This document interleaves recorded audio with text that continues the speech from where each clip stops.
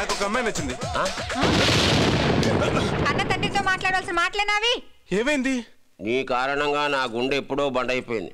బండకు కూడా గుండెపోటు వస్తుందని ఇప్పుడే తెలిసింది. నేనేమన్నానమ్మా? అమ్మాయి నచ్చిందనే కదా అన్నాను. ఆ మాట చాలదేంటిరా గుండెపోటు రావడానికి?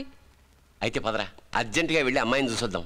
ముందు నువ్వు చేయి కడుక్కుని చొక్కా వేసుకో. ఒరే, నేను చొక్కాలోకి మారే లోపల నీ మనసు మారిపోతుందిరా. చెయ్యిదే ఉందిరా, దారిలో ఎక్కడైనా కడుక్కోవచ్చు. అవునరా, కన్ను బాగున్న అమ్మాయికి 12వ పన్ను బాలేదని, పన్ను బాగున్న అమ్మాయికి జడలో పిన్ను బాలేదని, జడ బాగున్న అమ్మాయికి జుట్టు కలర్ బాలేదని 2 సంవత్సరాల్లో 200 అమ్మాయిలకి వంక పెట్టిన వీడికి సడన్ గా ఒక అమ్మాయి నచ్చిందంటే నాన్న నేను చూసేలరా నాన్న. చూడండి, కానీ నేను పెళ్ళిని చేసుకుంటే అమ్మాయిని చేసుకోవాలని ఫిక్స్ అయ్యాను.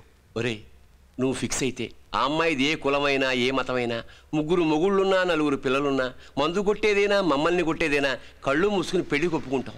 ఎందుకు నాన్న మీకు నా మీద ఎంత ప్రేమ? దరిద్రం వదులుతుందని.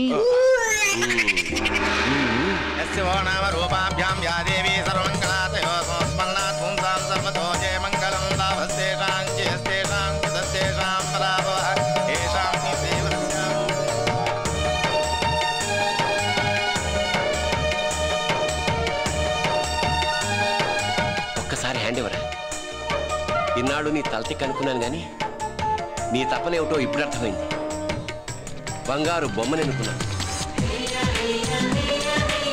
ఆలస్యం చేయకుండా వెంటనే ముహూర్తాలు పెట్టించేయండి. అమ్మ ఇంటికి కోళ్ళని తెచ్చుకోవాలని తొందర పెడుతున్నట్టుంది. ఒక విధంగా అది నిజమే, కానీ అసలు విషయం ఏంటంటే నీ పేరు గోపి. అంటే గోడ మీద పిల్లి. 1000 మంది ఆడపిల్లలకైనా పెళ్లి చేయడం మనిషి తరమేమో కానీ నీలాంటి పిల్లికి పెళ్లి చేయడం ఆ దేవుడి తరం కూడా కాదు. మీ తరమే కాదట. కలికాలం